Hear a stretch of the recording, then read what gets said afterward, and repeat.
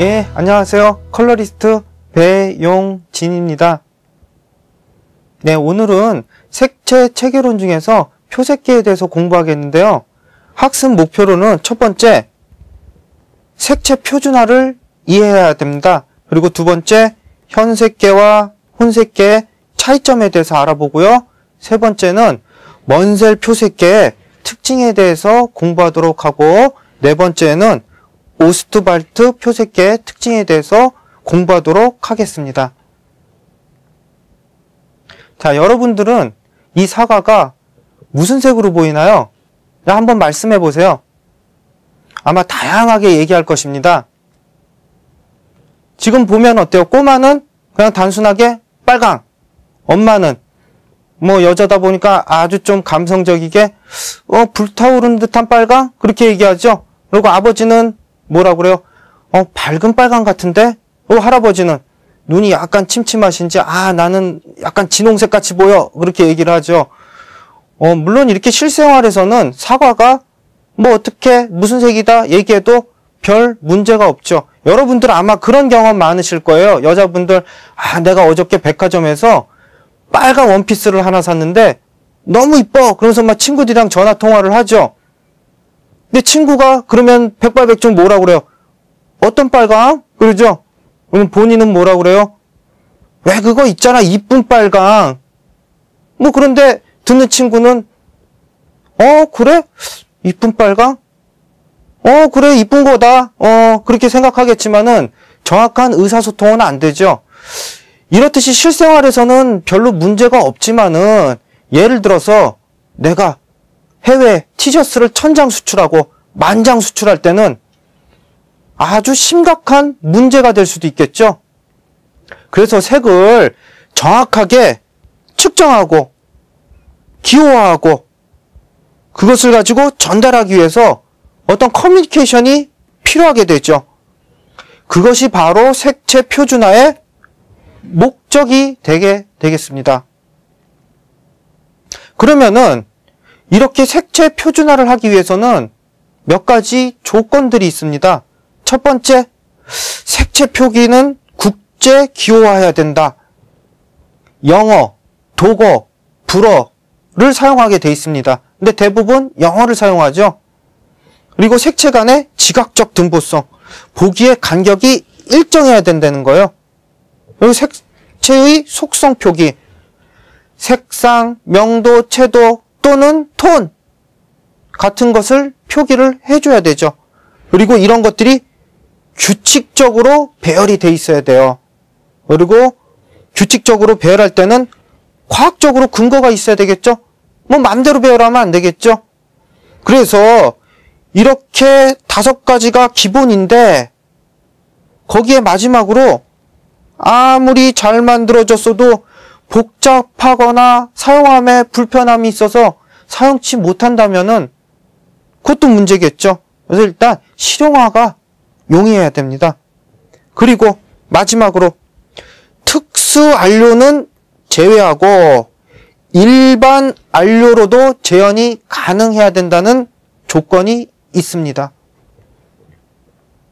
그러면은 이런 색채 표준화를 체계적으로 해놓은 것을 표색계, 영어로는 컬러 시스템이라고 하죠. 먼셀, 오스트발트, NCS, CIE 등이 있는데 이것들을 이제 하나하나씩 저랑 학습할 것입니다. 그리고 이번에는 상용, 실용 색표집이라고 써놨는데 말 그대로 실용적으로 쉽게 사용할 수 있는 컬러 칩이라고 보시면 됩니다. 많이 들어보셨을 거예요. 팬톤, DIC, 랄 이런 것들 지금 디자이너들 많이 사용하고 있죠. 이런 것을 가지고 상용, 실용 색표집이라고 합니다. 표색계랑은 약간 차이가 있죠. 그 다음에는 현색계하고 혼색계하고 여러분들이 잘 구분할 줄 알아야 되는데 제가 아주 쉽게 설명을 해드릴게요. 일단 현색계 그러면은 물체색이라고 생각하면은 좀 이해가 쉬울 거예요. 그리고 혼색계 그러면은 광원색이라고 생각하면 이해가 좀 쉬울 거예요. 무슨 얘기냐? 여러분들이 페인트, 흰색 페인트 10g하고 검은색 페인트 10g하고 잘 섞었어요. 그러면 이론적으로 따지자 그러면은 중간 밝기, 중간 명도에 회색이 돼야 되는데 여러분들 실제 어때요? 약간 어두운 회색이 되죠? 그게 이제 현색계의 특징이에요. 근데 혼색계는 여러분들 요즘에는 디자인 작업을 포토샵이다, 일러스트다, 뭐 그런 것들을 사용해가지고 작업을 하는데 거기에 보면 색 조절할 때 CMYK가 있죠? K는 블랙 값을 나타내는데 예를 들어서 이 K 값을 50을 딱 줘요. 그러면 어떻게 해요? 정확하게 중간 명도에 회색이 나오게 되죠? 이게 현색계하고 혼색계하고 차이점이라고 생각하시고 제가 설명하는 내용을 들으시면은 약간 이해가 좀 빠르실 겁니다. 그러면은 현색계와 혼색계의 대표적인 표색계가 뭐가 있는지 한번 볼게요. 현색계에서는 먼셀, NCS 이런 것들이 있는데 특징은 색표 집이 있다고 보시면 됩니다.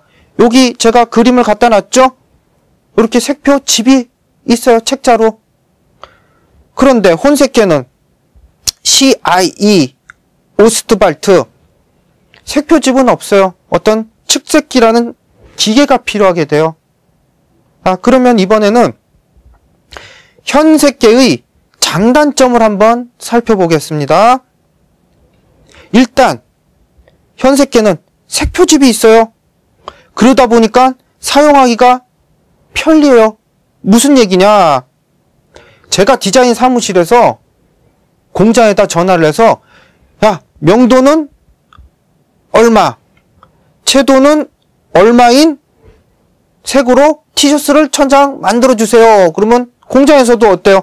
명도가 얼마, 채도가 얼마인 칩을 찾아서 티셔츠를 만들면은 색 전달하기가, 커뮤니케이션 하기가 아주 편리하죠.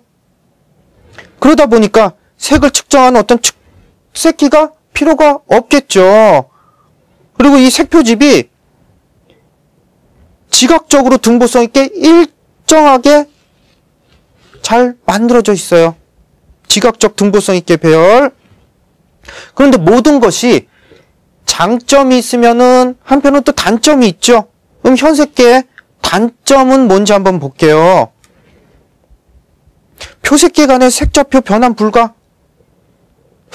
요거는 무엇이냐면은 혼색계의 장점이기도 한데 혼색계는 공식으로 이루어져 갖고 표색계 간의 변환이 가능해요. 근데 이것은 불가하다는 얘기예요. 그리고 두 번째, 정밀한 색좌표는 전달하기 어려움. 물론 요 컬러의 티셔츠를 만들고 싶을 수도 있겠지만은 예를 들어서 저는 요 색과 요 색의 중간 정도의 컬러로 티셔츠 1000장을 만들어주세요. 그럴 수도 있죠.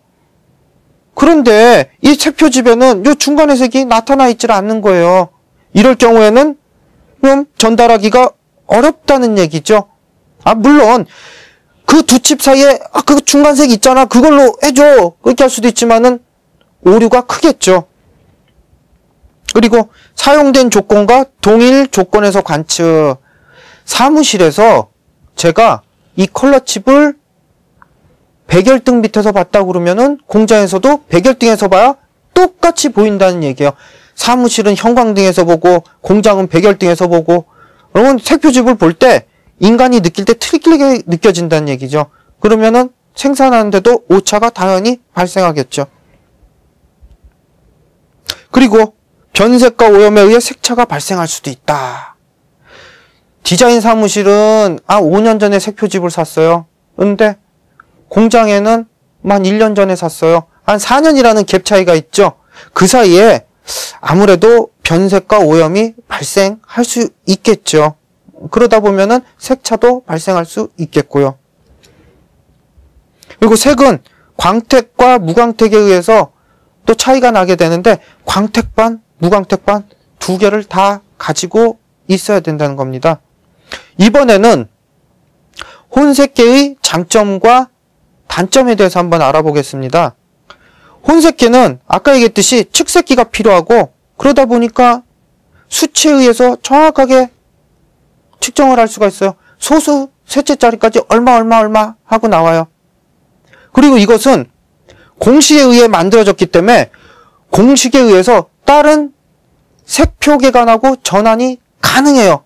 하나의 공식이 있으면 공식만 만들면 돼요. 그리고 측정 환경을 임의로 설정한다.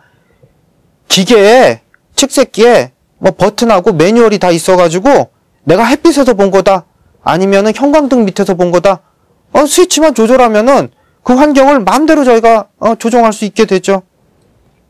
그리고 수치로 나와가지고 조색, 색을 똑같이 만들거나 어떤 품질이 제대로 나왔는지 컬러 매니지먼트에 아주 적합하게 되죠. 근데 단점이 있어요. 이렇게 하려면 측정 가능한 기계가 있어야 되겠죠? 근데 그 기계가 아주 비싸요. 비싸다 보니까 중소업체들은 사실 참 많이 부담이 가게 되죠. 그리고 지각적 등보성이 떨어진다. 이건 무슨 얘기냐면은 공식에 의해서, 계산에 의해서 만들어졌기 때문에 실제로 우리가 눈으로 지각하기에는 약간 차이도 있어요. 그게 이제 좀 문제라는 거예요. 그 밑에 바로 똑같이 나와 있네요. 실제 현색계 색표와 차이가 있다는 거예요. 그렇기 때문에 색이라는 거는 눈으로 보지만은 최종 판단은 항상 뇌가 하는 거거든요. 그렇다 보니까 색의 심리적인 검사에는 사용을 할 수가 없어요. 색채 심리 부분에서는 좀 사용이 안 된다는 얘기죠. 그리고 수치로 표기하기 때문에 색의 연상이 어렵다. 물론 이제 색채 관리 분야에 있는 전문가들은 수치만 딱 보고도 대충 머릿속으로 이게 무슨 색이다 연상을 할 수 있겠죠. 그런데 일반인 내지는 디자이너 그리고 색에 대해서 조금 아는 사람들은 수치만 보고 머릿속으로 이 색이 어느 정도 되겠다 하기가 좀 어렵다는 얘기예요. 그러면은 대표적인 현색계 중에서 먼셀 표색계에 대해서 한번 알아보도록 하겠습니다. 먼셀은 화가이면서 학생들한테 색착을 가르치는 색채 교육자입니다. 그래서 먼셀이 학교에서 학생들한테 색채 교육을 쭉 하다 보니까 어떻게 하면은 학생들한테 색을 쉽게 교육할 수 있을까 고민을 많이 하게 되죠. 그래서 1905년에 먼셀은 색의 전달과 교육 목적으로 먼셀 표색계를 만들게 돼요. 그리고 먼셀은 인간 중심의 지각적 등보성이 중요하다고 얘기해요. 그래서 보여지는 그대로 감각적으로 표색계를 설계하게 되죠. 여기 보면 대거리 분할법이라고 나와 있는데 이것은 무엇이냐? 학생들한테 이렇게 화이트 칩을 줘요. 그리고 이쪽에는 학생들한테 블랙의 칩을 줘요. 그리고 학생들한테 뭐라고 그러냐? 중간 명대 회색을 만들어보라. 그러고 시켜요. 왜 그러냐면 이론대로라면 화이트 10g, 블랙 10g을 딱 섞으면 중간 명대 회색이 나와줘야 되는데 실제는 그렇지가 않거든요. 그래서 학생들한테 화이트하고 블랙하고 섞어서 감각적으로 중간 명대 회색을 만들어봐라. 그러고 시켜요. 근데 인간의 눈이 신기하게도 기계처럼 수치적으로 얼마 나오지만 않을 뿐 아주 정밀해가지고 이 색이 중간 단계인지 아니면 이쪽에 쏠렸는지 이쪽에 쏠렸는지 판단하는 것은 기계 못지않게 아주 정확해요. 그 다음에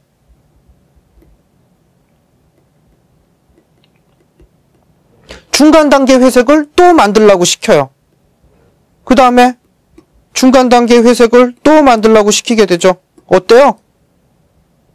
이런 식으로 시각적으로 보기에 일정하게끔 계속 만들어가는 거예요. 그래서 명도 단계를 완성해요. 이걸 가지고 대거리 분할법이라고 그래요. 그래서 1915년에 요것을 책자로 만들어서 출판을 하게 되죠.